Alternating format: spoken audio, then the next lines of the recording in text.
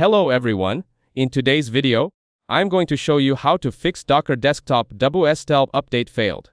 First, open Docker Desktop and note the full error message WSL update required, or update failed. Make sure Windows subsystem for Linux is already installed. After that, open PowerShell as administrator. Run the command os1-status to check your current version and default distribution.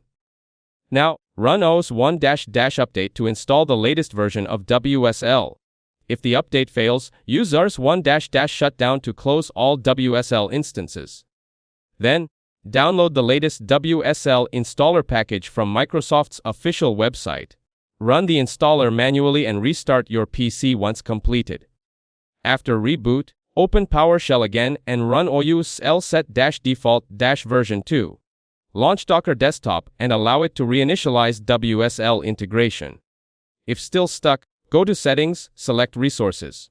Now, choose WSL integration and toggle your Linux distro off and on.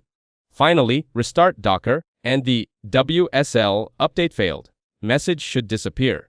That's it. Thanks for watching. Don't forget to like and subscribe for more videos.